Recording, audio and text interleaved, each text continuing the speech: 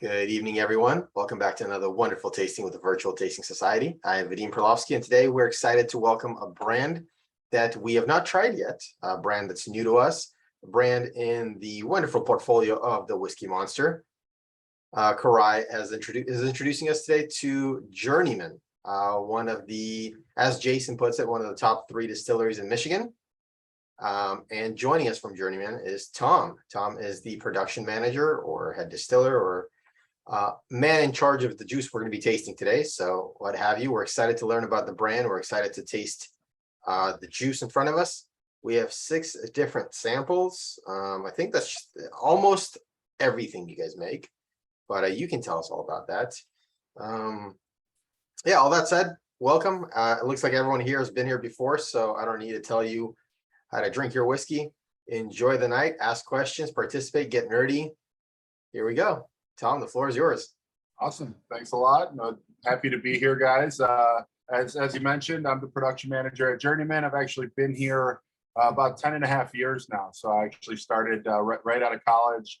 I went to college for sociology, so I didn't really know what I wanted to do with my life, but I drank a lot. And so I did some good research and from there got into whiskey and kind of learned it all on the job. And so I did a month unpaid, learned everything here, and then have been full time ever since. And so we've grown quite a bit, as you mentioned. We're I guess kind of one of the top 3 distilleries in Michigan. We consider ourselves the best, and we are in Three Oaks, Michigan, which if you're a Michigan person is right down here, right across the Indiana border, and about an hour and a half from Chicago. So we to just go a little bit into the history of things. It's kind of a big part of our Journeyman name. Both the history of buildings and areas and spaces, but also the history and travels a person has throughout their life. So feel free to ask questions at any point. I should have the answers for you if it's about Journeyman and how we do our whiskey. But this kind of begins. We're actually in a cool old factory here. You can't really tell from this video, but if you are in the area ever, I definitely recommend checking it out. But the building itself was built in the 1880s by a man named E.K. Warren. And what he did to become successful is he came up with a more efficient way to make corsets. And corsets were huge back then, so he revolutionized the corset industry. He used turkey feather instead of whalebone, which is what was traditional. And it kind of changed everything, was way more efficient and cheaper, had offices all over the world, but started right here in Three Oaks, Michigan. But he had offices out in California, New York, London, all over. It really was a huge deal, which is weird for us to think about now with corsets. Being a big deal, but they also made buggy whips here and had a really profitable factory for quite some time. A very funny thing about him is that he was a very staunch prohibitionist. So he actually tried to buy all the liquor licenses in the county here, Berrien County, where we are at one point, to make it a dry county. We kind of think he'd be rolling over in his grave if he knew we had a distillery here now. But we like to think that he's happy that we're revitalizing the building, giving it kind of a second and third life. It was a factory through the 40s and had many lives since then. I think in the 80s, my parents came here. It was a haunted house, and you know, it's just kind of part of that journey and the differences that a building goes through. So we revitalized it. Bought it in 2010 and started working, and that's when we were founded. So we're about 12 years old. Really, we've been making whiskey for 11. And so that is where our owner, Bill Welter, comes in. If you've heard of him, he's kind of been doing his travels and sales in whiskey, but he this is kind of where the Journeyman name comes about with his travels. He's a big golfer, and we actually have a 30,000 square foot putting green here at our distillery. It's the biggest putting green not associated with a golf course in the world, and you can go out, putt 18 holes. It's a great time. But he was a big golfer, went actually to college for golf, got a full ride to Missouri State. And when he was graduating, had to decide what he wanted to do. And so he decided he dedicated this amount of time in his life to golf. So he was going to explore that some more. And he moved to St. Andrews, went there on a work visa, lived there for about a year and a half and just played a lot of golf, worked at a local restaurant there. And there he met Greg Ramsey, who was there looking for funding for a golf course in Tasmania. And so these guys were fast friends. They got into whiskey a bit, as you can imagine, in Scotland, and kind of went their separate ways. Since then, Greg, he got the funding for the golf course, opened that. It's one of the 100 best golf courses in the world, actually, right now. And Bill went and worked at his family business in Northwest Indiana, which then just it sold unexpectedly, and he had to figure out a new thing to do. And since then, Greg had opened the golf course, and he had opened a distillery in Tasmania. Bill went there, worked at his distillery for a few months, kind of learned things. He came back and said, I want to open a distillery here in the States. And so he came right across the border of Northwest Indiana and found this cool factory, and kind of the rest is history. And I've mentioned I've worked here for over 10 years, so I've really seen the start from where it began in October 2011 all the way till now. And one fun thing about working at Journeyman is there's never a dull period of time. We're always working and growing and expanding, and we're actually going to be opening another location next year in Valparaiso, Indiana. And so that's kind of what we have on the docket coming up. Our distillation method here, we actually use all Kota stills. So they're pot hybrid stills that we get from Kota, really good German equipment. And it's really conducive to doing a lot of different spirits, which we do. We're tasting only whiskey here today, but we do vodka, gin, rum, liqueurs, brandy, you name it, all sorts of different things. And having that pot hybrid still set up kind of allows us to do that. But as we move down into Valpo and have another location there, we are going to get a Vendome column and kind of get more bourbon focused at that distillery. So yeah, I guess if you have any questions about the process, I guess we can go through the tasting a bit now, and then I'll explain a little bit more of how we do our distilling process and get into each product a little bit more. But feel free to ask any questions anytime. I think the way I would think we'll go through the tasting here is we'll do the ryes first. So it'll be Last Feather Rye, then the Not a King, and then we'll do the Silver Cross, the bourbon, and then finish up with the Buggy Whip wheat, and then this single barrel, of course, it's Whips and Whiskey, which is the cask strength, and that'll round out the order for us there. So the first product is our Last Feather Rye, and this is kind of our flagship rye. This is what the bottle looks like. If you're unsure, has the feather on it, and this has a kind of unique story and comes to the core of what Journeyman is as well. So when we were looking to open doors here, Bill knew about it for a couple of years as construction was going on, and he wanted to have aged whiskey. One of the things we always say is we don't want to source any whiskey from anywhere. We want everything we make to be stuff that we make, everything we sell to be stuff we made here in house.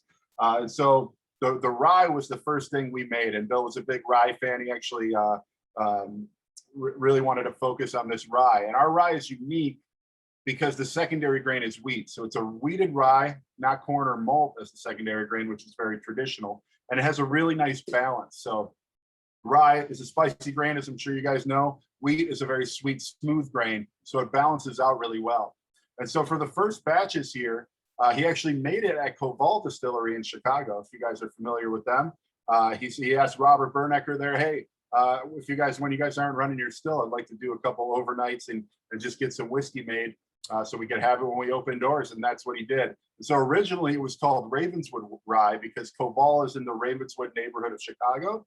And then we actually got a cease and desist a few years in from Ravenswood Winery, which is out in California, I believe, and was owned at the time by Constellation Brands. And so we just, instead of fighting for the name, we were still kind of young. We figured we just rebrand. And our joke is that they took everything but the last feather of the Raven. So that's where that name comes from. So if you guys like to go for a taste of it, I've got mine here. So it should be a little spicy and sweet, kind of balanced up front. I always get a little caramel, a little butterscotch, a little pepper. And it has that nice balance from the wheat that I really enjoy. And then that sweetness kind of comes in on the back end. You get a little spice up front, sweet on the back. Always get a little bit of maple, some brown sugar. You'll see a lot of maple and brown sugar, some caramel, cinnamon, vanilla, those kind of flavors on a lot of our products. And that comes from the barrel chart, obviously. All of our barrels that you'd be tasting from here are from the barrel mill in Minnesota. We've historically done a lot of smaller barrels. Lately, we've been phasing into the bigger ones. And I'll kind of go into, I think pretty much for most of them, it'll be 30-gallon barrels at about 3 years old that you'll be tasting. But the Silver Cross, that is one unique where it's a 5-gallon barrel. But like I said, this rye, 30-gallon barrel, about 3 years, all level 3 char. And that's where you're going to get a lot of those kind of notes that you'll taste similarly throughout our products here.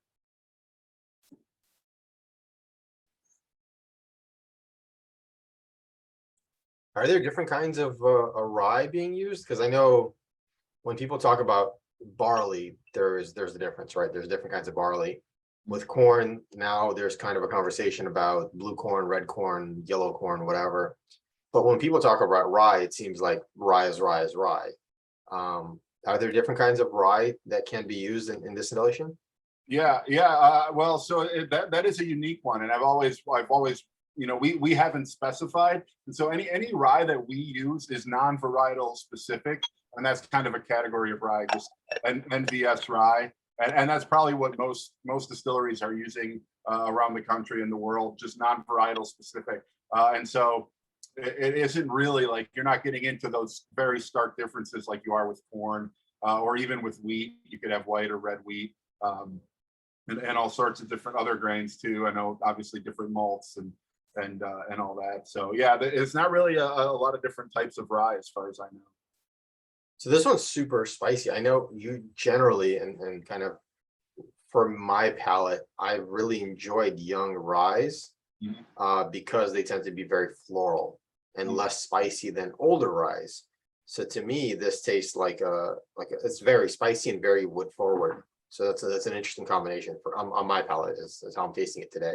Right, and I would say that makes sense from I guess with the extended age a bit. So 30-gallon barrels, 3 years. That is a little historically for our ryes. That's we're getting up into the older range.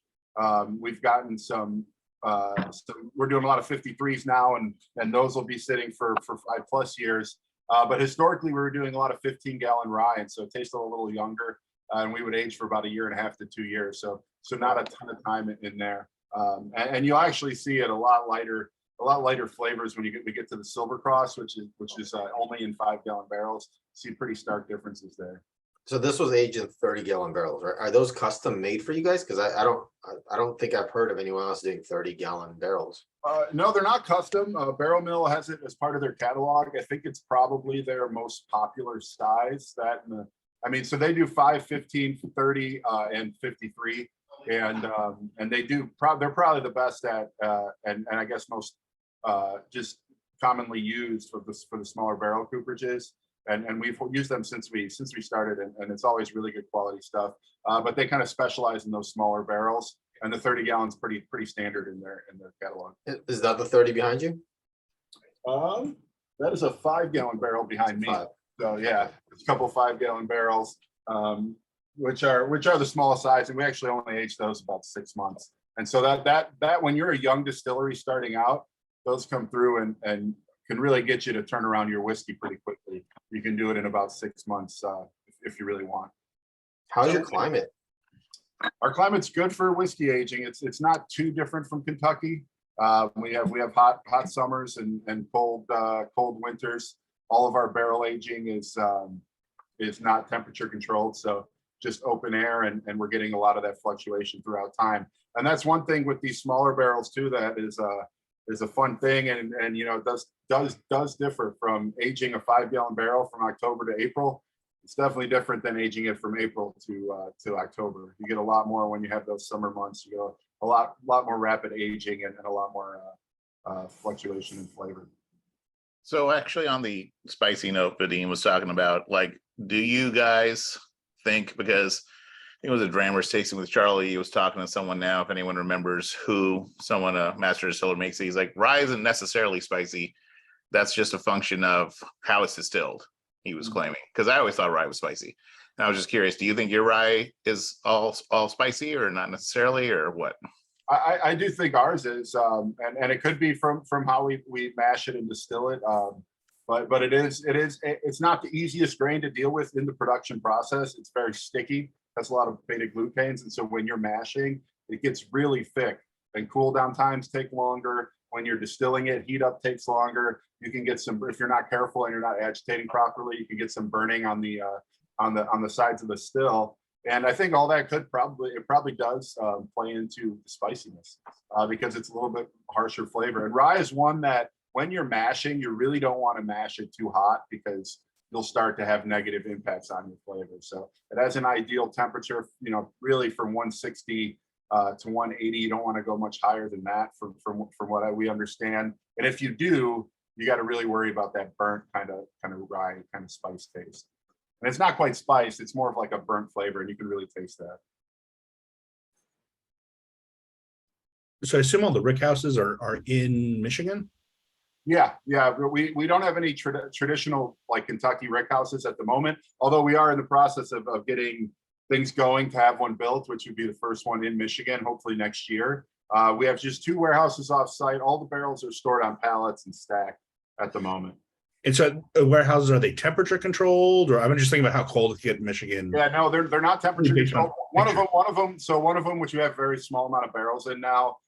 We do keep the heat on to about 55 degrees in the winter, but the other one gets all the way down to whatever the temp is outside. Basically, it's in a fairly big warehouse, so it does take time for it all to get that cold. But once it gets down there, it stays down there for a while. And So it's the same in the summer. It gets really, really humid and muggy in that warehouse, and it really is good for the whiskey.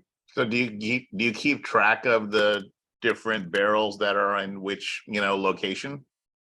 We do. It's not super hard for us at this moment, because really like the 5s and 15s are in the smaller one, and then the others are the bigger barrels are all in the big warehouse.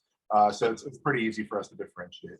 So then do you notice, or has there been, notes about the fact that with the higher temperature variation, getting real cold, getting hot and humid and stuff, that whiskey, quote unquote, ages faster than the ones in the other location? Yeah, we've definitely seen it, and even more pronounced in the smaller barrels, where like less surface, more surface contact with alcohol. And if it's a 15-gallon barrel that you put in June, and you're gonna dump it in October, in a year and a half, you're getting 2 summers on that. That's gonna be better than if you get 2 winters on that. And that's pretty obvious for those ones. We see it. It's not so much more pronounced in the bigger barrels that we have for several years.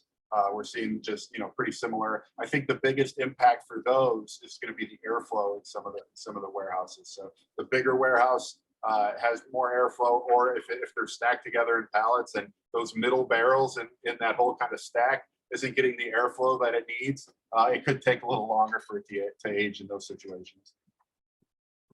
And I mean, have you tracked how cold it gets really matter, or is it more how hot and humid it gets? Yeah, I don't think that I don't think there's a huge difference from we get down to like 10 degrees to 30 degrees. I think it's the really hot is good, and I think it's that fluctuation that's good too. So if you get like at our temperature controlled warehouse, we'll sometimes just turn the heat off and let it get down to freezing, and then turn it back up so we can get some movement in the barrels. And the whiskey and the liquid can push back into the wood. So isn't that almost the heat cycling that they're supposedly doing at Old Forester? Yeah, just we don't have fancy terms for it like that. We're just like, this sounds like a good idea. Cool. I guess to paint the picture, how many barrels do you guys have laying down right now? And right now we're getting close to about 6,000 barrels of varying sizes, and we have probably I'd say 3,000 to 4,000 of those are 53s, and the rest are varying smaller sizes. And so the rick house we're going to get is going to be for 7,000 or 7,500 barrels, and that should keep us good for the next couple of years in 53s. And then obviously once we get Valpo going, our capacity will drastically increase, and we'll need to start talking about more of those. Okay, so I'm just trying to wrap my head around, because you have different sizes. They're all the same kind of oak. They're all the same, guessing, kind of char and toast on. Yeah, much all all the around. barrels are American white oak from Minnesota. We do get a lot of 53s from ISC in Missouri, so those are a little different in the source of wood, but all American white oak, all level 3 char, and so we're getting pretty good consistent flavors throughout. I think the biggest variance of what you're going to taste in a Journeyman product is going to come probably from the barrel size, although pretty consistently the barrels are 30 gallons right now for most of the core products. Okay, and what's your flagship? Would you say you guys are more rye or more wheat or more bourbon? What is your star of the show? Yeah, so this Last Feather Rye has traditionally been our flagship product. I think sales wise, it's always been rye and our Featherbone bourbon. We're kind of a rye focused distillery, but as of the last year or two, we've been transitioning into the wheat whiskeys. As if you guys know, we won Whiskey of the Year at the Ascots for our Corsets, Whips, and Whiskey, which is the single barrel we're going to try today. We won that this year. Fred Minnick kind of gave us some good accolades in 2020 for the wheat as well for the Corsets, Whips, and Whiskey. So a big shift of our production is heading that direction. And I think we can kind of stamp out a kind of a foothold in the wheat whiskey category in the country as one of the top wheat whiskey producers. Yeah, the stores and the groups in Michigan went nuts for corsets in the last year or two. Yeah, it's hard to find a distribution these days. We always have it at the distillery though, but yeah, it's become a very, very scarce product out there. And that's when we're shipping pretty much everything we have that's mature. And so we're just cranking out a lot of wheat these days. One thing that I find interesting, because I chased a bottle after I saw, like Minnick put it like his number 2 wheat of the year, whatever. And if I remember, it was like $60. It was like something like pretty, like normally when there's distilleries your age that are prices like that, it's sourced, but clearly it's not. And I'm just sort of trying to understand, and this is a complete compliment, how you're able to keep the prices at the price point they are, which I think are very reasonable, without sourcing, without doing it. It seems to be something that most others aren't able to do. Well, I think we've taken a lot of effort in running the business well and wanting to be fair. And, we've never raised our prices in distribution since we opened. And it is working for us, and we're making, we make money on the bottles, and I think it's good quality stuff. And, I hate seeing whiskey that is, unapproachable. If I see a really good whiskey, I want to try it and drink it. And the stuff that's, $200-$300+ it kind of scares some people. And I think we want to, be able to get some exposure and have more people try Journeyman. We're still very young and a small distillery, and we want to grow. So, I mean, it is, I don't know I don't know if we're special to be able to do it. But I would say maybe other people are just charging too much. Yeah, I saw a Weller 12-year for $320 the other day in the store. I told the guy he was crazy. And someone's gonna pay for it. Right. Somebody will. That's what he said. He said somebody will come in here and buy it. I'm like, Yep. and when Yeah, I so find one for $60, I'm gonna take it over, see if he'll buy it for me for $200. Yeah, it's crazy with some of these whiskeys these days, and how much money you got to fork over for them. But yeah, I mean, we're happy to, and honestly, the most important thing for us is to make good quality whiskey and have people enjoy it. Are you putting on the bottle what barrels it came out of? What size barrels? No, we are not, and we never really have, because the plan's always been to phase into 53s, and so the labels we have been, just kind of vague about that information, because I mean, when we first started, it was 6 months to a year old whiskey, and now it's grown into 3 in 30s, and eventually it'll be 5 years in 53s. And when we get to that point, we've talked about putting an age statement and barrel information on that. But because we're still young and we're still growing and getting to that point, that's why there's no info like that on the barrel. The only time it would be is in the single barrels, like where you see on the side that has the engraving on it, barrel, fill date, and all the information. Are you able Yeah, I've to got one put- of them.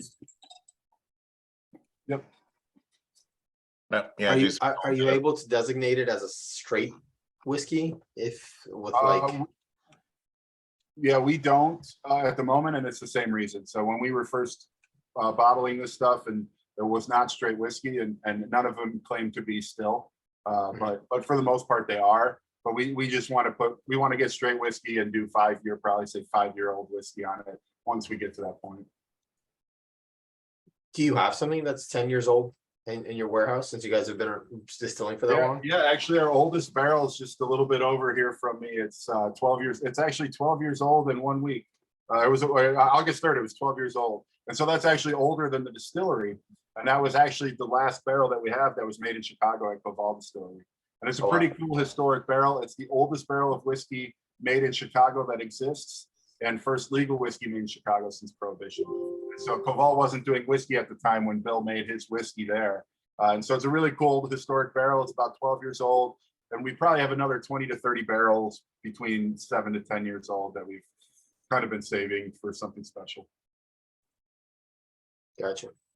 All right, so we tried the last feather. Should we move on to Not a King and what the Yeah, difference is between them? let's do the Not a King next. So Not a King's kind of an interesting one. I think was an inspiration from one of our distillers probably 8 or 9 years ago. And it was actually, I think he's just doing some research, and it's actually George Washington's rye whiskey recipe. So if you didn't know, he had a distillery in Mount Vernon and was one of America's first distillers. And it's the same exact mash bill, 60% rye, 35% corn, 5% malted barley. They didn't do any barrel aging back then, but we've kind of taken our spin on it, modernized it a bit, and I don't want to say we're better than George Washington at everything, but I think we are at distilling. And so you'll get a little more maltiness here. So this is a more traditional rye mash bill that you might be used to and you might see with that corn as a secondary grain. When I took the last feather rye, we took it to Kentucky to some distilleries down there. They were like flabbergasted that you could make rye without corn in it. And so this is more of that traditional flavor. Now, always the malt comes through a lot more. It's a little lighter, I think, than the last feather. I don't think the spice is coming through as much, and I think it's kind of balanced with that maltiness a bit. I really love the malt here, and I even get like, once the spice comes in at the end, it's almost like a minty, like a mentholy kind of mint. And sorry, what was the main differentiator between this and the last feather? So it's the mash bill. It's totally so 60% rye on both. This is 35% corn and 5% malted barley. The last feather rye is 60 rye, 40 wheat. And so age wise, it's pretty similar, but this just has that malt come through a lot more traditional there. And the Not a King name is kind of just from George Washington, saying that I'm not a king. And then that's kind of the cool history part of it. And it is his recipe. We actually did it as a special release for years, President's Day weekend here, to get some people in here in February when nobody wants to come out in Michigan. And then, people liked it so much, it became kind of a mainstay product for us. And now we have it year round. So in the first one, since you don't have any malted barley, what did you use? Did you just, throw extra yeast in or something to get the malting to go, or? We have commercial enzymes that we're using. And so, yeah, we use it throughout the process in all of our, even if we have a malted product, like a malted barley product, we'll use them just to get maximum conversion where we can. So yeah, it is a good help to use those, and gets it pretty sweet for you, a nice sweet mash.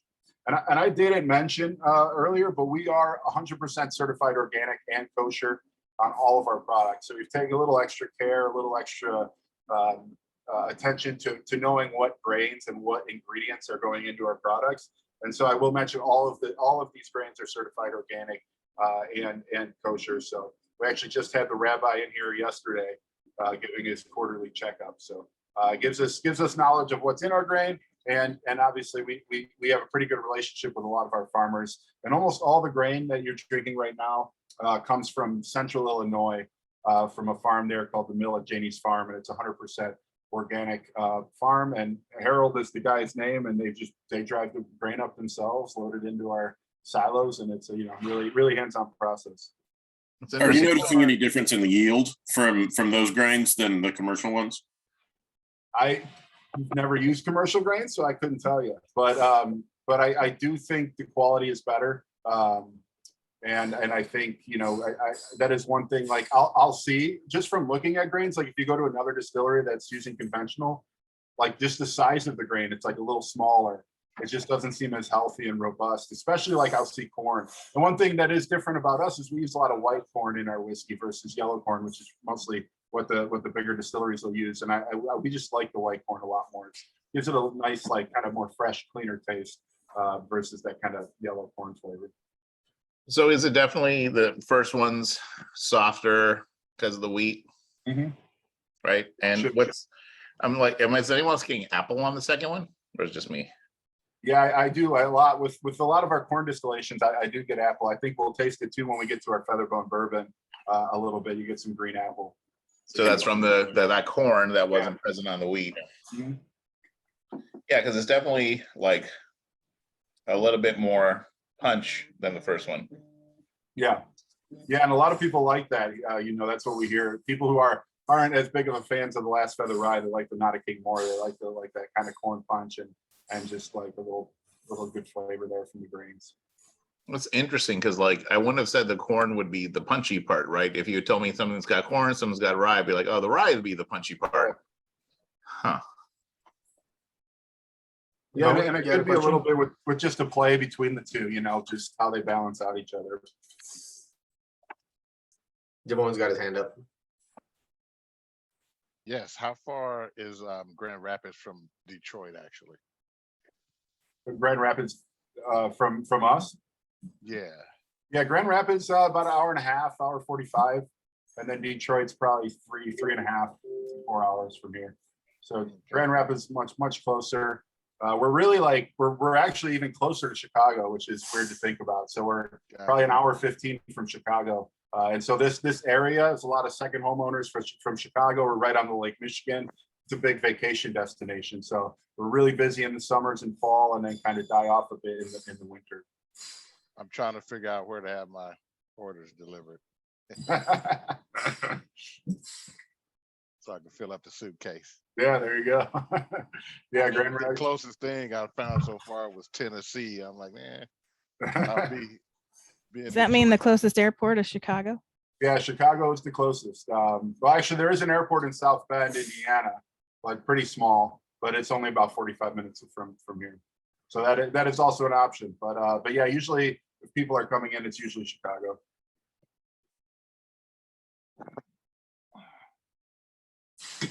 All right, you guys want to do the next one? I think we had Silver Cross next. So Silver Cross is not a rye, right? No, it is not a rye. So Silver Cross is a 4 grain. So it's equal parts of all 4 grains. Oh, we've got a poll for the No, yeah, Vadim's big on polls. rye. Let's I'm just Kate suggested it, and it's interesting because Yeah. what I taste on these is it seems like different from other people, so it's really interesting to me to get people's opinion. Yeah, I always like seeing that stuff too. I always, whenever I do a tour tasting, I always ask which people prefer, and it's usually mixed. I think a little bit more towards the Last Feather, but it's usually a little bit mixed. What's the verdict for you guys? Because I'm noticing everything except the last one's 45. Yep. So how often, if at all, besides maybe 1 or 2, like what's the thought on, pure barrel proof cast strength? Yeah, we love doing cast strength products. We do have for single barrel selections. We do it for all the products. In house here, we have some cast strength rye, cast strength the wheat, which you guys have. But we've done pretty much all of them. 90 proof is kind of our go-to standard proof. It's a little, 80 is kind of the limiter where it has to be for whiskey. We like 90 proof because we believe in the quality of the grain in the whiskey, so you can get a little more bang for your buck there. Here in house, we sell 100 proof versions of these products that you're trying.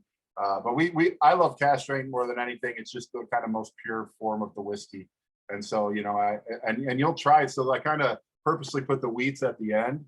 And we'll try the Buggy Whip, which is the 90 proof version of that. And then the Corsets Whips and Whiskey, which is the cast strength version. Same exact product. And you get to see the difference play. And sometimes like even the cast strength wheat is almost smoother somehow and more approachable than the 90 proof sometimes. Are you chill filtering at Sorry, 90? Question. Oh, What was that? Go ahead. you said that a little quickly because all these say 45 ABV on Yeah. the sticker that Vadim put on. Could you say the strength again? You said All that of- very quickly. Yeah, sorry. All of those ones that we have today are 90 proof, 45%, except for the last one, which Okay. is cast strength. But I'm just saying we have all the versions of those. Oh, okay. And this last one we're trying, were you saying it's the same as one of the others, but just Yeah, higher? so same product as the Buggy Whip wheat. So Oh, Buggy Whip okay, wheat, so the it's 90 Buggy- proof. Yep, and then the course. All right. All right. Yep. Mhm. I'm following you. Thank you. Yeah. Sorry about that. Yeah, no problem. You said you ran through that really quickly. I Yeah. wanted to. All right. Mhm.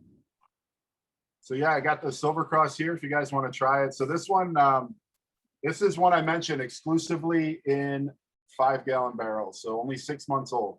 So a little lighter than a lot of the other ones that you're going to try, but I mean, compared to 6 months to 3 years, it's not drastically behind it, but you get a lot more of the grain that comes through here. And this is a 4 grain whiskey. meaning equal parts of all four: rye, wheat, corn, and malted barley. And so you get a lot of different flavors coming through from the grains. Most malt heavy of any of our core products. And then, you know, again, in that smaller barrel kind of almost gives it somewhat of a Scotch feel, although it doesn't taste a ton like Scotch. But it's always the closest, you know, of all of our products. Since it's only 6 months, are you guys making it year round, or do you make it to make sure that it's the summer that it hits, or you do some We do. that it's just over the winter? Yeah, we do make it year round, and just sometimes we need to leave it in a couple extra months there. But we do it year round, and that's kind of, you know, you just got to taste it to make sure it's ready to go before we decide to bottle it. But I always get a little vanilla on this. I think the nose is really different from the taste. Okay. You know, there's a funkiness on the nose, but then when I taste it, I don't get that funkiness. I get all the richness of the barrel. So Right, Yeah, almost opposite of the nose, huh? Yeah. That's a Yeah, weird. and that could mean, you know, it really needed to mellow out a little more. And that's one of the things with those smaller barrels is, you know, you get 6 months. There's always, you know, it can always get a little more developed and change. But we like this as kind of an expression to see what a younger whiskey is like, and kind of geared towards that kind of Scotch crowd. But you said this is basically 25% malted barley, huh? Yep. 25% Interesting. barley. When do you guys do like batching, small batching? I mean, obviously single barrel is a single barrel. I get that. And it's probably different depending on the size, but how do you guys, what's your process? Yeah, usually at small batch, usually a batch for bottling for us is about 1,200 750 ml bottles. So for the 5-gallon barrels, it's about 35 barrels. The 15s, we do about 14 to 15 of them. The 30s, we do about 8. And then the 53s, it's like 4 going through the dumpster. And then who does the tasting for the blending to make sure it's sort of- It's kind of a group effort. Me and our operations manager, sometimes the owner Bill, we like to try it and just get it approved before we get it bottled. And we are always we actually do a new make tasting every week for everything we made. So we have a good idea of the quality going in. If we feel like that's good, then you have a good idea once it's barrel aging that it's going to continue to be good. We had a consultant that used to work at Woodford come in and kind of talk to us, and he has one saying that we always say: "Now, good in is good out." So if you have good whiskey going in, you know it's going to be good going out. And a lot of the times when you get it dialed in, you can feel good about the age being good enough of an indicator. Let's get 15 barrels over here. You taste one and you feel good about it. And do you guys have like a flavor profile that you're going for consistency, or are you trying to make it the best of the batch? And yeah, we're going to make the best batch we can each time. And so if it changes a bit, that is something. I mean, we are craft, we are small, and again, with the different barrels, there's invariably going to be different flavors that come through. We try to be as consistent as possible. That's a goal of ours. You know, I always say it's easy to make good whiskey. It's hard to make consistent whiskey, consistently good whiskey, especially. And so that is our main goal: consistent good whiskey. But if we can improve it, and it'll be better in a year, if we do something a little different, we're on board with doing that. And so I would say each batch will, you know, you could probably find a little differences each time. So you guys are okay with it being a little inconsistent, Right. leaning Right. for quality. That makes total sense. Yeah. Yeah. Okay, cool. you said there are 4 grains in this? Yep. Yeah. So we have our rye, our wheat, corn, and malted barley, all equal parts. Okay, and is it the white corn or the yellow corn? Yep, white corn. All of ours will be white corn that you'll be tasting. Then do you barrel them separately? And then No, this is all blend them? mashed. Yeah, this is all mashed together Okay. as one product. So we do the mash with all the different grains at once, and then distill it all together. So it's not a blend; it's a single product. Got it. Mhm. And your production, before you distill and before you barrel, are you like how does that cycle through? Are you doing like a week of bourbon, then a week of rye, and then are you doing a a sour mash or a sweet mash? Yeah, it's all sweet mash here. I think we're gonna try and do sour mash and Valpo and kind of, like I mentioned, be bourbon focused. But we try to keep about a week or maybe a little less than a week of the same product to keep things consistent. We found the more we do that, the better the product is versus switching back and forth and just not it being as dialed in with certain recipes, just because it's just, you know, repetition and doing it a lot. Lately, it's been a ton of wheat. Like I mentioned, we're probably doing 3/4 of the month is wheat whiskey right now. And we've done a lot of rye and bourbon in the past, so that's behind us, and we have a lot of good stock with that. But the wheat we got to dial up, and then, you know, the smaller products like the Silver Cross, we don't do a ton of those in a row. You know, like 4 at a time, because we're filling 5-gallon barrels, and it's one of our you know less popular products because of the category. And so yeah, it just kind of goes to what we try to do, and sometimes it's availability of grain. So like if it's a special product, so we're doing a peated malt that we haven't released yet, but we've been mashing for a few years. Really? Yeah, so we get peated malt from Scotland, and it's shipped over, so it's not always available. So like Where in Scotland? What region? Inverness is where it's malted. Oh, okay. Baird's, it's called, is the company. Yeah. And yeah, there's a So lot of not Isla, it's the Inverness, the other stuff. Yeah. Mhm. And so so we got 19 pallets come in. We got to just do that sooner to get it out of the way. And so been doing a lot of peat this week. For Valparaiso, if you guys know the area, you probably don't, but it's a big popcorn area. Orville Redenbacher's from Valparaiso, Indiana. So we're working on a popcorn bourbon for when we open there. And so we got popcorn coming in next week. So it's a popcorn bourbon. So popcorn is its own special grain, but it's still corn, and you can make a bourbon with it. So it's before it's popped, I'm assuming. Correct. Yeah. So we just Does get it come with butter and salt? I think that'll be a good pairing for it. But yeah, we it's just before it's just the kernels, and they're kind of small and hard, so a little more difficult to mill. But yeah, so that'll be a fun project. But we're getting, you know, we just got a truck of that in, so we got to switch gears next week. Do you know if it'll actually produce good product, or is this a total test? No, we've tried it. It is good. It is good. Yeah. And we've actually done another kind of fun project. And another cool thing about Journeyman is Bill's family has a couple farm properties in Indiana. And so he's got those certified organic. And so we grow kind of a specialty grain on each one of those every year. And then we have this as part of our estate series or farm series, we're calling it, where we're going to age it for 10 years. The first year we did 100% malted rye, all grown on the farm. The next year we did, it was a bourbon with 51% red corn, 49% malted triticale, which is a rye wheat hybrid, both grown on the farm. And then this past year we did popcorn on there too. And we're getting all the popcorn malted. It's going to be 100% malted popcorn whiskey. So, and we've done tests on those, and they all are really good unique whiskeys. Yeah. So it's the fun thing about being small and doing these cool experiments. We can try these kind of cool, funky things.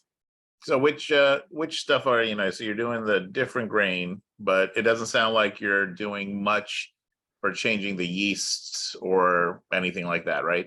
Right. We've changed the yeast a couple times for different products if we wanted to improve certain things, but for the most part, it's pretty consistent.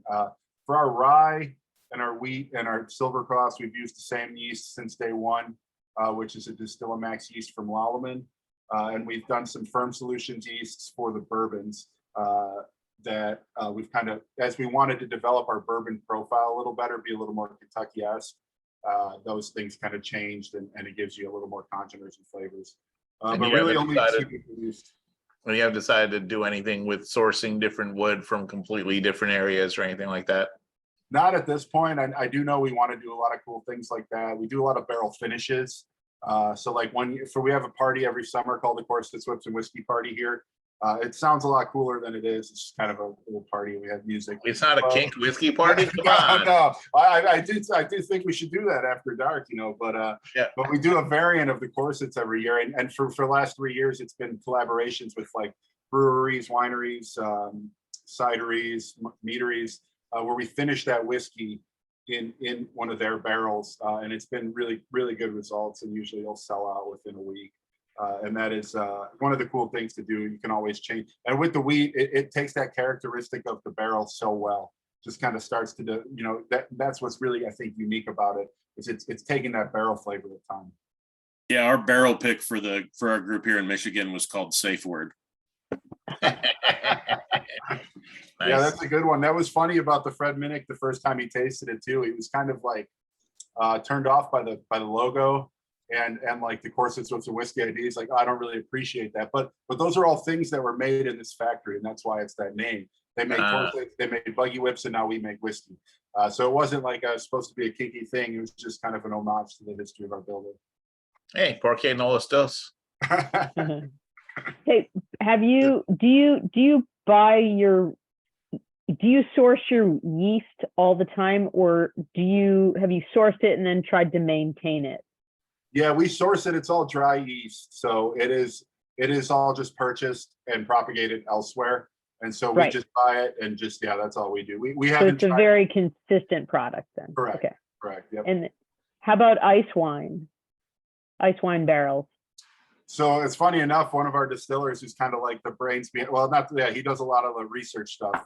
And he's like, we should get an ice wine barrel to finish our corsets in. And so I know there are a couple wineries near us. There's actually a pretty big wine country in our area, believe it or not. And I think they do some ice wine. So I'm going to try and see if we can find an ice wine barrel. But yeah, that is funny that you bring that up. And you mentioned you sweet mash or sour mash for your stuff. Sweet mash for everything. Interesting. Finish And no that thoughts in on ice. doing any sour mash stuff? We will probably when we go to Valpo for the new facility there. So we're gonna have a Vendome column. We're trying to keep it very, very traditionally Kentucky there.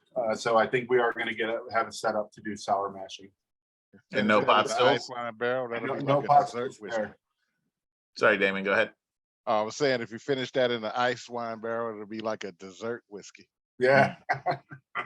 Yeah, And this so- year we did it was in a mead barrel that we finished it. Cherry chocolate mead that had vanilla beans and cocoa nibs in it.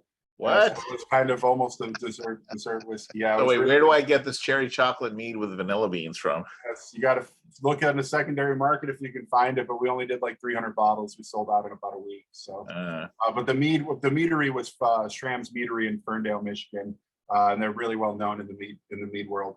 Of course. Mm. You ever done anything with rabbit's foot? No, I'm not. Really? They're out of up north. But on that note, with the sweet mash, sour mash, and then the stills. So with the stills, no thoughts of ever doing anything pot distillation?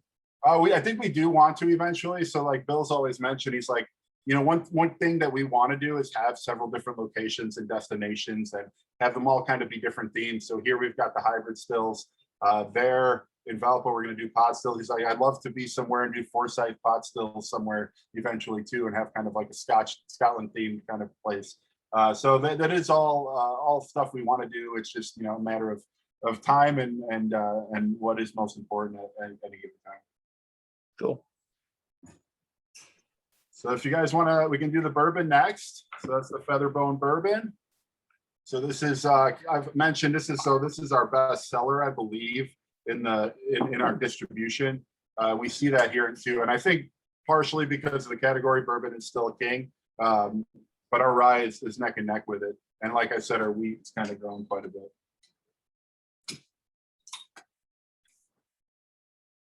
So this is one where we've kind of taken a lot of steps to get more traditionally bourbon. And so this should have a little oilier mouthfeel. We've kind of changed. So we distill this a little differently than the rest of our products. And I'll kind of get into that a bit on the distillation style. But we have a hybrid pot still here. And so we have reflux columns. So that kind of allows you to almost purify that spirit a little bit more. The main reason we have that is so that we can do vodkas, rums, things where we're really trying to purify and double distill and stuff. And so what we do typically for our whiskeys is we have all the plates open and it's just going through both deflagmators and coming back out. And usually that's around 150 to 155 proof.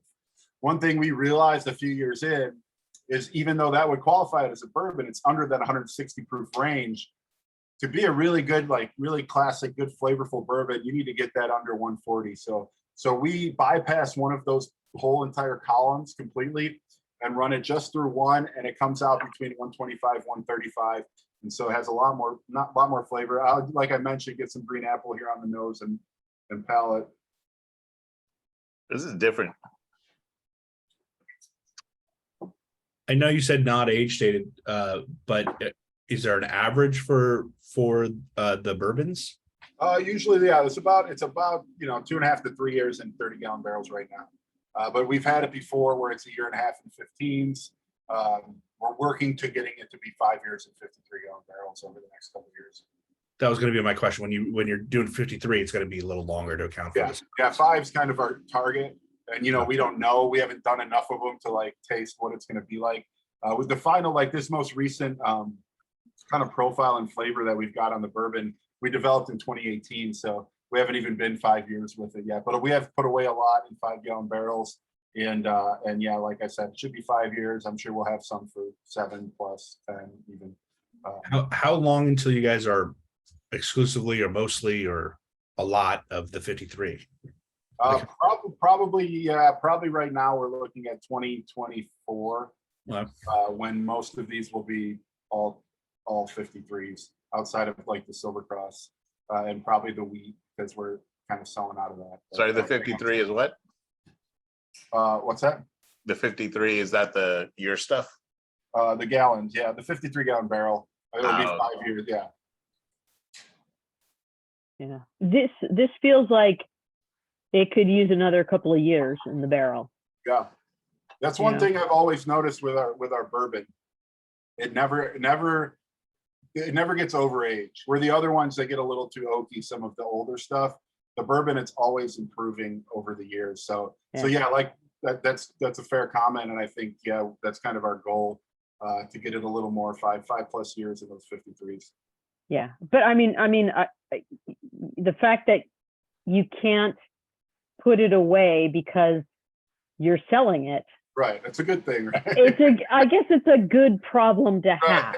have, So no complaints, but I it's just a comment. I feel like, yeah, this could go a little longer. Yeah. But I think it was Jordan that just asked, like, how long before everything's in 53-gallon barrels? Because that makes a big difference too. As we all know. So a couple of years, probably 2024. Yeah. For the most part, again, outside of the Silver Cross, which we're kind of always done in 5s, and the wheat, which is selling out now like ridiculously. Wait, Silver Cross is done in 5-gallon barrels? Yep. Well, so 6 months then makes sense. Yep. And otherwise it's 15? Otherwise, everything else is 30-gallon barrels. 30. And we've done 15s too, so you'll see some 15s from time to time. So the Buggy Whip wheat is the next one, and what did you just say about that one? So yeah, the Buggy Whip wheat is the next one. It's 100% wheat whiskey, and it's going to be the same mash bill and product as the final one, which is the single barrel Corsets. It's just the 90 proof versus the cast strength. So that's the only difference that you'll be trying. What's the barrel size? 30 gallons for both. I think that single barrel was a 30-gallon as well. Okay. Okay, so they're the same thing, and that one is just the cast strength version of that. And then probably that age is a little older than what we're trying from the Buggy Whip. The Buggy Whip's probably closer to 3, if not a little under that, where the single barrel was kind of before everything kind of took off, and so it's about 4 years old in that 30-gallon barrel. But we'll do the Buggy Whip first, and I mean, I did try that single barrel earlier. It is really good, so it is a good one. And So is this pretty much the core lineup then? These 5 or 6? Yeah. Yep, that's the core whiskey lineup. So it's 2 rye, a 4 grain, only 1 bourbon, a wheated whiskey, and then in the core you will always have the barrel strength version of the wheated whiskey. Yes. And you do sell barrel strength versions of the others, but those are like distillery only or hard to find, that kind of thing. Yep. That's interesting. Yeah, the wheat is probably the most peculiar one. Is that we always had the Buggy Whip, and then we developed the Corsets as a product, and it's kind of taken over in popularity. So I could see kind of the Corsets taking over that Buggy Whip in the market. Interesting. Because it is really much more popular. Yeah, like Novi did a barrel pick of your Silver Cross, and so theirs was, I think, 120 proof. And you can't tell the difference because it's not a different label unless you actually look and you see, what makes it special is single barrel and proof. Before we move past the feather bone, what's the mash bill on that? So it's 70% white corn, 25% wheat, and 5% rye. Okay. Oh. Okay. So the Buggy Whip is, it's the easiest mash bill to remember because it's 100% wheat. And so wheat, nice, sweet, smooth grain. And I mentioned it kind of takes the characteristics of the barrel. Said 100% wheat. 100% wheat, nothing else. So enzymatic, process for the fermentation. Yep. Yeah, we had the commercial enzymes and the yeast at the end. And then that's really it. That's all that goes into it. 100% wheat. Interesting. So yeah, nice, sweet, smooth. Like I said, it takes the characteristic of the barrel. And so I always say this is a really good whiskey. If you're like just getting into drinking whiskeys, this is a really good one because you're getting just that oak and that barrel, and it's a little lighter and smoother up front. And it's funny because we'll taste this and then we'll taste the cask strength. And the cask strength is so much more complex and so much more flavorful. But this is just a nice, like, kind of approachable 90 proof whiskey offering.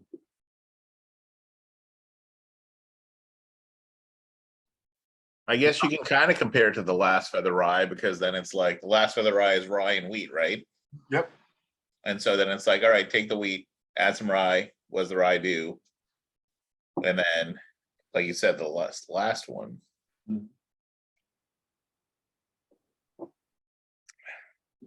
Yeah, the corsets, I'll say I'm looking forward to it again. I don't fully remember it because it's been a couple years, but I do remember that I went through it very quickly. Like Yeah. I remember liking it quite a bit. That's good. And everybody, a lot of people do. I always hear that's everyone's favorite. And yeah, and it, honestly, in terms of like day-to-day production, it is the most simple one to make. It's just 100% wheat. And when it's cask strength, you don't even need to cut it down with water. So just dump out the barrel, proof it, and you're good to go. So this is a barrel proof 100% wheat whiskey. Well, the first one's 90 proof, the Buggy Whip. Yeah. The last one. Yeah, the last one is going to be, barrel proof. I believe it was like 114.4. I don't know if anyone. Yep, that's why. Oh, I'm doing them AB since they're the same thing. Just to Yep. Mm-hmm.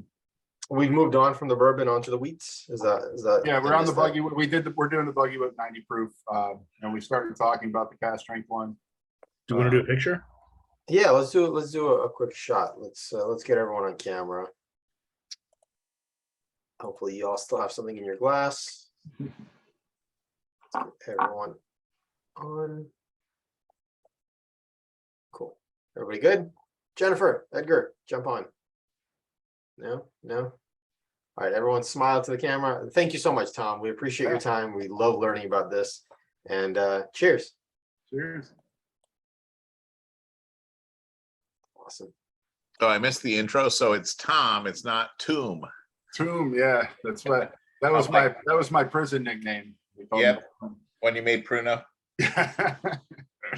Yeah, I always forget that's how it says on my Zoom. Well, where's the poll, Vadim? It's coming. We're not at the last one yet. We're working our way there. What? Oh, I already am, but okay. Yeah, we can get to that last one if you guys haven't been there yet, which is the corsets. We did what happened with the rye poll? It's here. Oh, okay. Oh, he's waiting to Hold on for reveal. that. Got it. He's Yeah. keeping us in suspense, so we stick around to the end. I think we should do the 90 proof poll and then the overall poll. You guys have too many polls today. Make me do all this work. Jeez. Really, Yeah, I mean, I don't- 90 proof except for one. I agree. I think we should do 3 polls. Because you think, Jordan, everyone's just going to say the last one because it's higher proof. I don't know if everyone will, but I think that it's a little bit of an unfair advantage. It's a variable that I think. Right. Well, Are and I you have saying we're all 3 proof favorites. wars? We're all I have proof 3 wars. favorites. Is that what you're saying, Jordan? Right. I have 3 Because you favorites, so we need to have 3 compare- polls. Right. And I You will say, compare like, 5 the- 90s. Of the One stuff I've gotten to proof. try of yours, of like the different store picks and stuff, Journeyman's one of those distilleries that everything you do at barrel proof adds flavor. Like it doesn't just add proof, it unlocks new flavors. And it's always been interesting because, like, just between these two wheats, it's not just that one's hotter, it's Right. there's new things going on with that. Yeah, it's much more complex. In some instances, it tastes less hot somehow, when it's 20 proof more. Just, I don't know.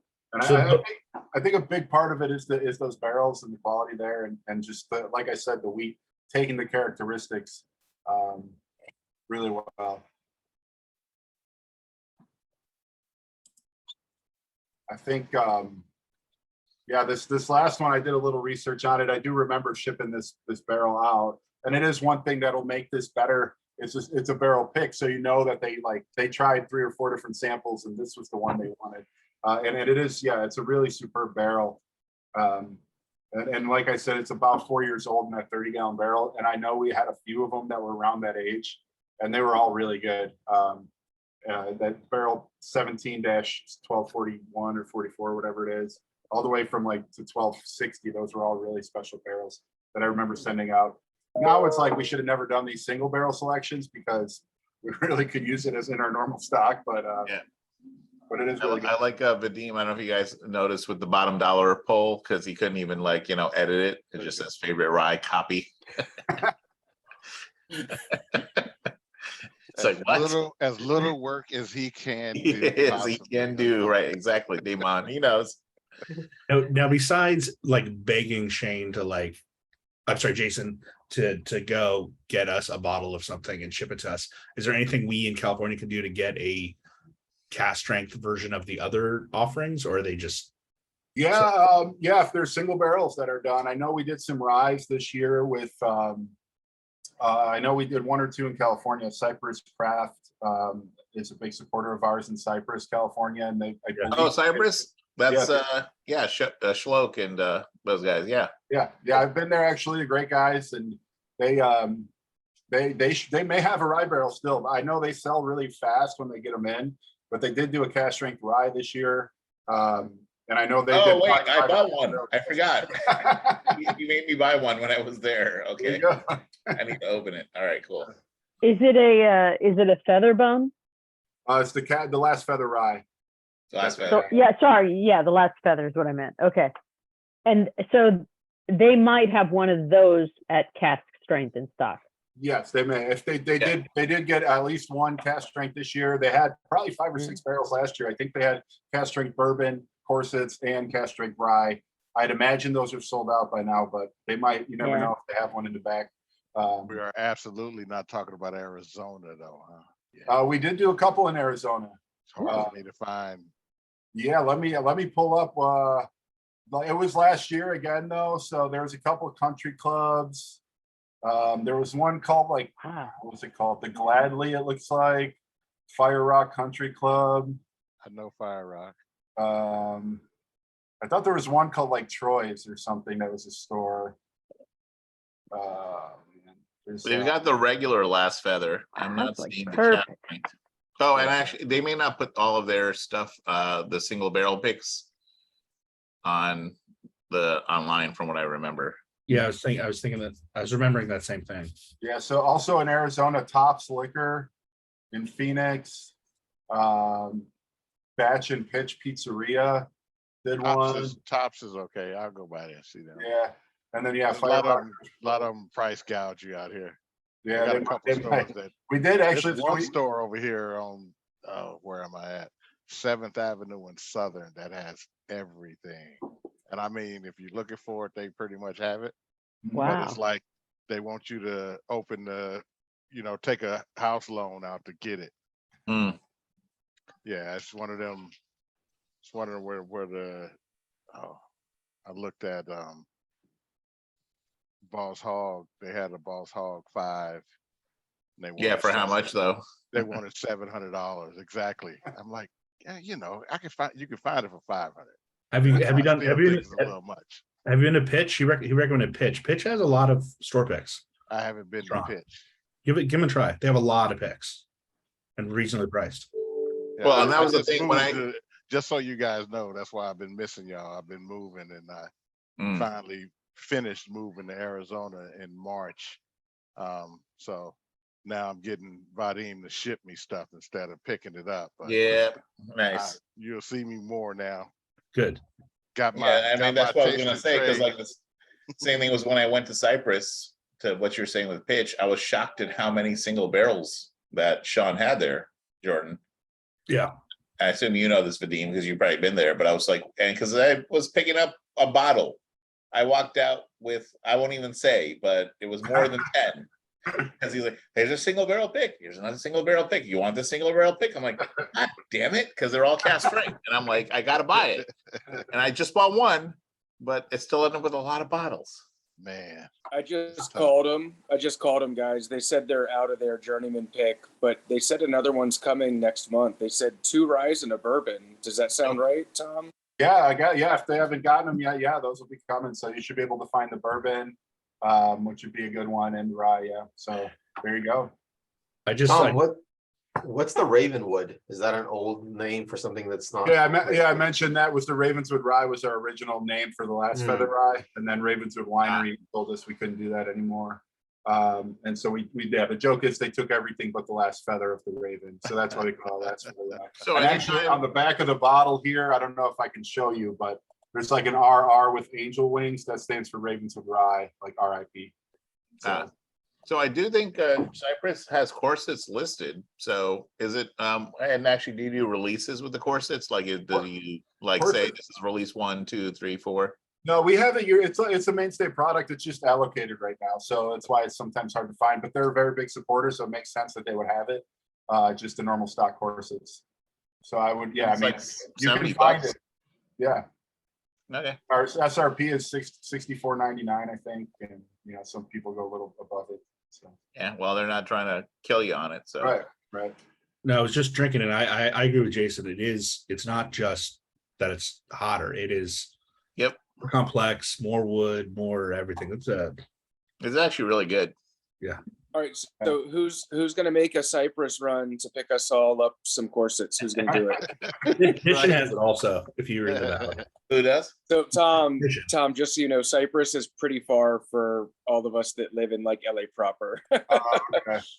Yeah, I was like my brother's wife's family lives in Pasadena, so it was like not a terrible drive for us. We were going to visit. I don't know if you know Blinking Owl Distillery out there. Yeah. In Orange County, but one of our former distillers moved over there to be the head distiller there when they opened and everything. So I was going to visit him. We stopped at Cypress on the way. Said hi to those guys. Where's Blinking Owl? It was in Orange County, I believe. I haven't heard that. It's they do good stuff. He's moved on now. He's a head distiller in Ireland now, but it's pretty different change from Southern California to Ireland. I told him, but that sounds fun. But yeah, he was one of our early hires, probably in 2013, 2014, and then he got the gig down there. That's Ryan. Yeah, Ryan Freese. Yeah, yep. I've been talking with him. He's an interesting guy. He just told me about the owl place. Yeah. So. Yeah, he's a good guy, really nice guy from South Bend area originally. And so that he kind of came here and started as almost like a bottler intern, and we hired him from there. So yeah, pretty cool whiskey story. Now he's doing a lot of good things in whiskey. And I know I think he was like president of the Distillers Guild of California or something for a while, or was very involved in it. I will say, if anyone does drive to Cypress, it is pretty much right next to Artesia, where you can get the best Indian food in town. So it's worth either planning to eat or getting a whole bunch of stuff to take back home. I'm not coming. Also, it's about 10 minutes past me. So if you're driving that way, pick up your kits from me. And no one cares. Beverage Warehouse, Ray has a bunch of your stuff also. Anyone on the west side? The Buggy Whip is a lot spicier than I expected, by the way. The Buggy Whip? The non-cast strength version? Yeah, it's got a very spicy finish. I ran out of mine. I think I spilled some. I need another sample set. Spilled some in your mouth? Yeah, it disappeared a little too quick. I guess that would be picking it up more from the wood. Yeah, I think so. Maybe maybe. What's the age on Buggy Whip and corsets again? Buggy Whip that is in that bottle is probably about 3 years old. But the corsets that we have is about just under 4 years. So 3 years is a lot compared to some of the other ones you guys have. And again, depends on the barrel size though. But interesting. And what's the oldest stuff you've ever had or released? That we've ever released, the oldest has really been like 4 years only. But a little, actually, it's been over 4 years, so maybe like 4.5 years. But it wasn't really advertised as that. Pretty consistently, it's between 3 and 4 right now. And the oldest stuff we have some 10 to 12-year-old stuff too. So I'm just surprised, not to tell you, like, not to question how you guys do it, but I'm surprised you don't have 53-gallon size just aging along while you do 30 gallons We do. and bottle those. Oh, you Yeah, do? we Okay. do. I mean, we're just waiting for them to come. So that's why we have to do the 30s as well. So like I said, the 53s will be all pretty much starting to be mature to where we can start pulling from them in 2024. Like we always did a few barrels back in the day. So like those ones that are 10 plus years old, we have like 20 to 30 of them because we just wanted to put some away for some time to have old whiskey. Probably in 2017, 2018, we started really aggressively filling 53s. So those haven't become mature quite yet.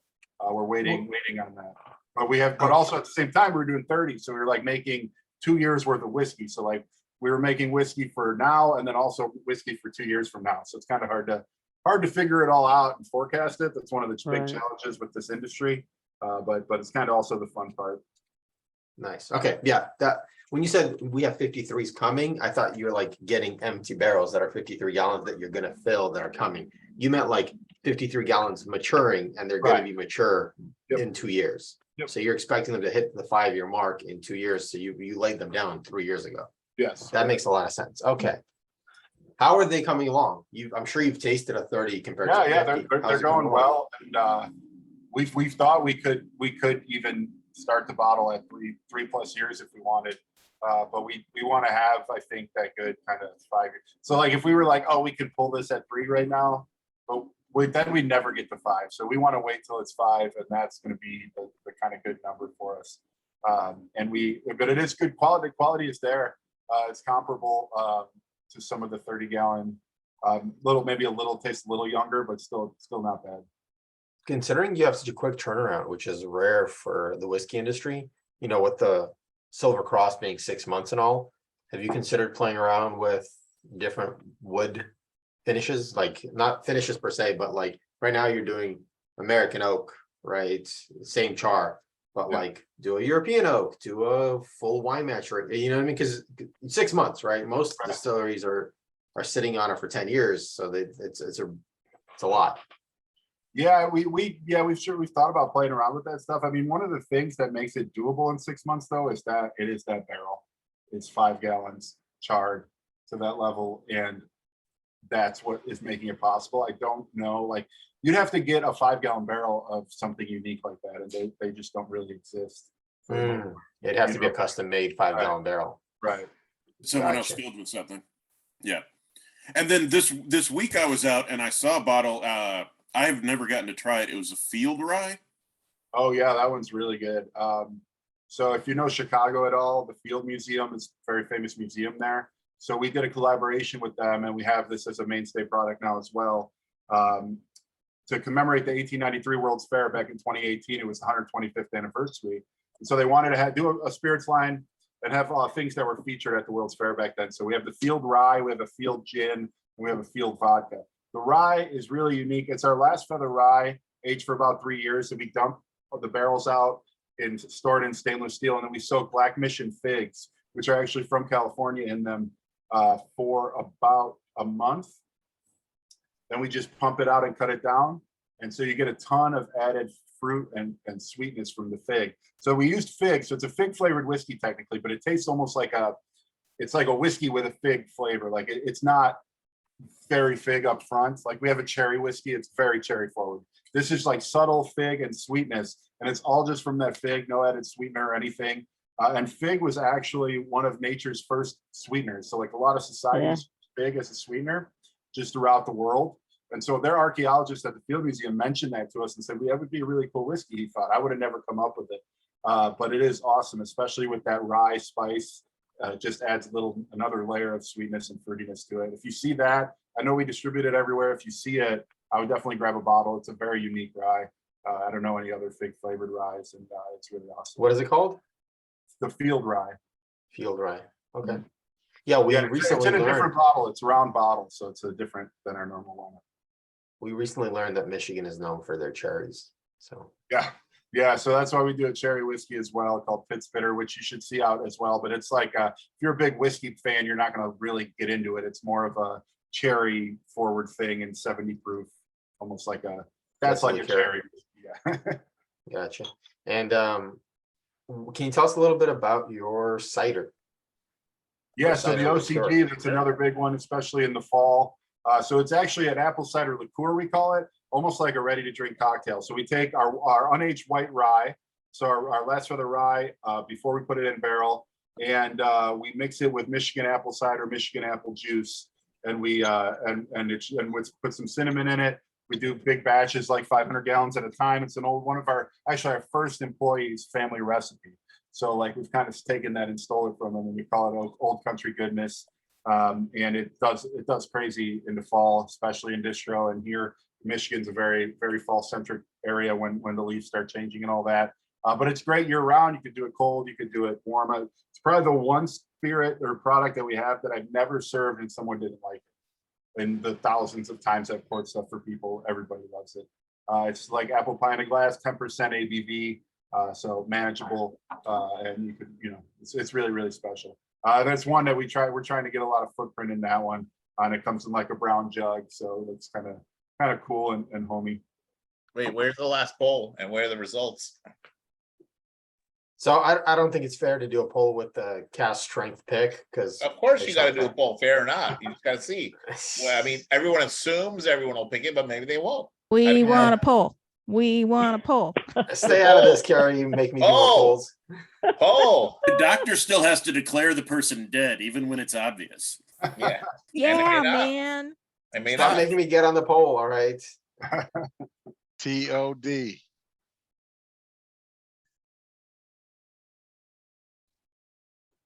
I'm still gonna title it Rye Poll Copy, just for you.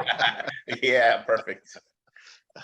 Wait, let me get a screenshot of that. Copy with 2 in parentheses. Yeah, copy. Well, we'll see what this system does. Let's see right now. Yeah, it is copy 2. Ha ha ha. Come on, pop it up. I love my tasting kit, Jane, by the way. Thank you. Can you show it to us again? The one that Jane custom made?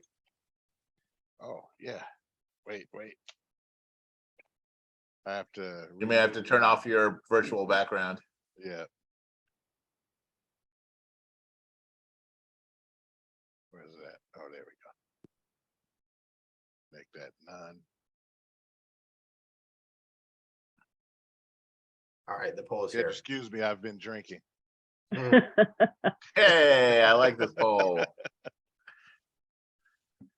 And here's my obvious answer. Oh, that's so cool. And then here's my little tray where the Oh, bottle. wow. Jane made that? And I Jane put made you the together. tray for the Yes. bottles too? Yes. Jane, now we're all gonna have to buy these from you. And wait, without the bottles, there's little, so you can, there's little spaces to mark your notes in chalk. Oh, What? Wait, oh what? my Jane, wait, God. are these for sale or what's the deal? They're awesome. Yeah, she Jane, sells them. toss your link in the chat. Put the link Yeah, in the put- chat, put- Jane. Jane, Get I that- didn't know you had those. I would have Get bought that that shit up from there you right ages now. ago. And they come in different wood. Oh, What? man. So Tom, is if you there- need these for the distillery, you know where to get them. Yeah, Is I there was gonna an say, Etsy store? don't tell Journeyman because they're gonna want their name on it now. Well, they Oh, can I'm get sure she can do customized that. versions for an extra cost, right, Jane? Right. You can use old Journeyman barrels. There you Personalized go. Wow. is allowed. There you go. Look at that. Wow. Oh, She actually, does have an Etsy That store. is, by the way, actually, this is a good point, Jane. If you haven't done this, yeah, that's what you should do. You should monetize special ones for each distillery where they send you the wood from the barrels and you can make special ones for people who really want them and charge extra. wow. And then you got to get a tax license and some other stuff. And Oh, I've got It is You Etsy. got all I knew that. there was an Etsy store. See, She does this for, an income. I got to here. register? What? What? I gotta register? Come on. no, you don't. I just All want right, to see Tom. this thing. It's We making me took a ton register. of polls. We're gonna start with the rye. All right, Which rye do you think was the group's favorite?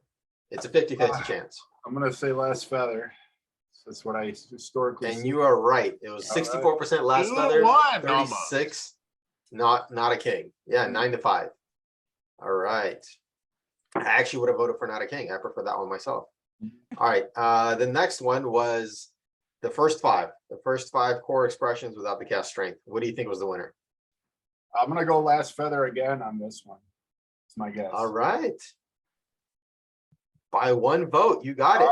5 votes, Last I was Feather. and between 4 the Last votes, Feather and the Buggy Whip. Not a, oh, wait, Buggy Whip over, oh, it's not a favorite rye. It's just favorite non-cast strength expression. Yes. Yeah. And then I guess the final one was, what do you think was the final favorite out of all 6 expressions we tried tonight? Gotta think it was the corsets on that one. All right. By how much? By Depends how on- much? How much? Wait, By depends how on much? if it's alcoholics or people that really like the Yeah, I'm no. gonna say it was actually pretty close, relatively close between Hold Last on, yeah, but what Feather does Tom and say? Corsets. How many percentage? I would Tom, say, what do you think? I'm gonna say 75%. Okay, let's see. Okay. Oh wow, that's a big one. Wow. 80%. Oh my Hey, there we go. There we 80% go. voted corsets, whips, and poles. Alcoholics. Wow. Wow. 110 proof. We don't want 90 proof. Yeah. You don't need no training wheels. Yeah. Actually, the color was great. I was liking it before I even Yeah, opened the color bottle. Yeah. on it was great, right? Yeah. Yeah. I'm like, oh, I'm gonna like this. Nice. So we heard you're opening a new distillery space, new warehousing. Anything else you're excited about that's coming up in the near future? Yeah, I mean those are exciting. They've been on our plate for a couple of years, and it's actually starting to move. Yeah, looking to do a rick house here, First Michigan Rick House. Super excited about that, and also excited to hopefully with that have a bottling facility. So right now we bottle in an event space, so like we had to clear it out today for the wedding tomorrow. Super inefficient, but that's kind of what makes Journeyman great. Yeah, How really. many bottles are you putting out every month or week or whatever? We're so last year it was really tough getting stuff out for distro with our staffing and stuff, and so we've really ramped up to be able to have a good stock.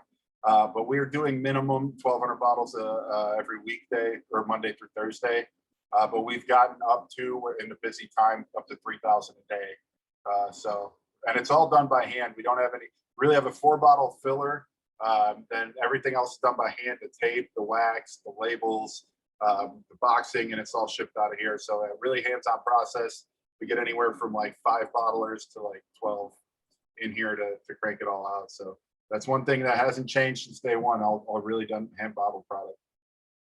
And I didn't ask it earlier, or you might have covered it, but do you guys do like a winter rye? Is it out there when the snow is going on? Yeah, usually it is winter rye for the most part. Okay. It's all most rye is. Right. Or yeah, it's harvested in the spring. And the wheat is as well. I think it's all red winter wheat. So both of those are winter grains. And the corn is obviously the summer one. What's the Jimmy Red corn? You guys doing anything with that stuff? We've done red corn. So yeah, so I mentioned the field rye. So the field gin and the field vodka are red corn based spirits. So the vodka is 100% red corn. Really, really nice. We actually have one kind of cool perk of working here is when you've been an employee for 5 years, you get to do your own custom label. And so one of our first distillers, he's got a red beard. So he's doing a red beard bourbon that's coming out this year. And so that's like a kind of a Bloody Butcher corn bourbon. So yeah, we've done one of the guys did a blue corn one that hasn't come out yet. So we like to play around with those weird grains. I heard there's an orange corn now, so into trying Orange corn? Yeah, I heard that's a newer thing. There's an orange corn. So Was that anything like orange wine? I don't know about that. I gotta say, on a side note, as for those of us who have too many bottles, the profile of your bottle is so nice. It fits so well. It doesn't take up too much space. It's really well designed. So for those of us who like, I bought a couple cool bottles and I like them, and it's like, fuck, this takes up. It's like bulbous thing, like right. damn it, and like then your bottle's like, oh look at this. It's so thank you for that. Yeah, it's kind of the goal is to be kind of like like 1800s whiskey bottle is kind of the feel we're going for. Like, it's on the shelf. It's got kind of that cool kind of retro, like rustic kind of feel to the label. And yeah, pretty similar look. And yeah, it's a unique. I don't see bottles.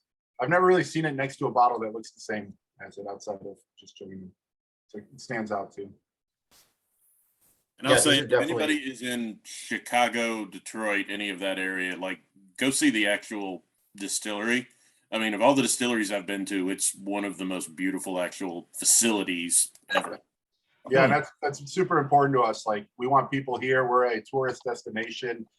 We have a cool building with a cool story and really great restaurant on site. You can look right into the production area. It's all open. We have 3 event spaces. We have, like I said, a 30,000 square foot putting green out back. All you can putt for $9, 18 holes. Help my putting game a lot. And you bring drinks out there. Greatest invention we ever had is we put cup holders out at every tee off spot. And so you don't have to run down to the ground. Nice.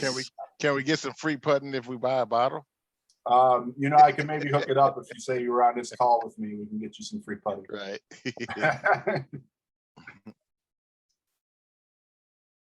I can't imagine the putting is expensive. How's the barrel aged maple syrup, balsamic vinegar, and honey?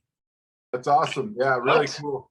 So we do that as just kind of some non-alcoholic. I mean, so and it does really well all year round, especially the maple syrup. But we have whiskey barrels, and there's maple syrup places around here. We just buy it and put it in the barrel for about a month and bottle it. And it's really, really great. Great whiskey profile on that. Old bourbon barrels. For that one, we do a balsamic that is aged in old Silver Cross barrels and honey in old Silver Cross barrels too. So really cool. The honey is really unique. I haven't seen a lot of barrel aged honeys, so it's really nice, kind of little just hint of whiskey in your honey. So it makes for a great hot toddy for sure. And it's only $10. It's nice. Yeah. And do you reverse it? Do you then put whiskey in the honey barrel? Like We some have brands done that. Yeah, I mentioned the 5-year whiskey. The first one we ever did was for a honey whiskey for one of our office employees, and it was her name's Christy Harmon. She did one. It was called Harmon Honey. So it's Last Feather Rye with the honey. It was a really nice one too. So, and we do a lot of. I should mention too. I don't know if you guys are big beer connoisseurs, but most of our barrels are sold from here to breweries in the area. And we have a nonprofit called Isla's Barrel. Our owner Bill and Joanna, their daughter's named Isla, and he actually put a barrel of whiskey away when she was born, and it's her 21st birthday present. And so then we started this nonprofit where our goal is to send less fortunate kids in the area to camp in the summer. And so we have a barrel aged beer fest every fall that we do, where we send our beer barrels all to different breweries. They bring them in, and then we have a big competition and festival out front. And I'm usually one of the judges, and so I try 30 barrel aged beers in like an hour. It's the best day ever.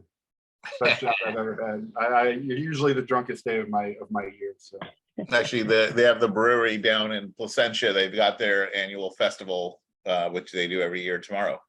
oh, cool. So it's the same thing. Load. This was great, guys. I got to take off. Got some grandchildren duties.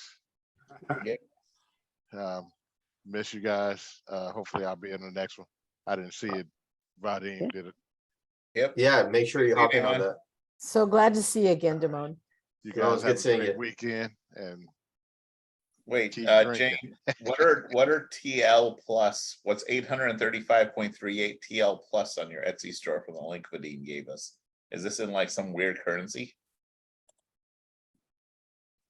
I don't know, but I do want to say, Tom, thank you so much for your time. We really appreciate it. You're 3 hours ahead, so you're halfway to midnight.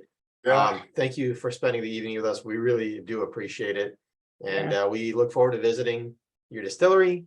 And next time you're in LA, to hanging out with you in person. These were fantastic, and we look forward to seeing your future successes. So Yeah, cheers thanks to a you. lot, guys. It was a lot of fun, and like having good whiskey conversations. So yeah, if you're ever this way, let us know, and I'll be happy to show you around and give you the tour and all that. So thanks a lot. Yeah, Thank you're you. making Tom. you're Thank making you so great much. whiskey. Thank you. Thank Yeah, you. yay.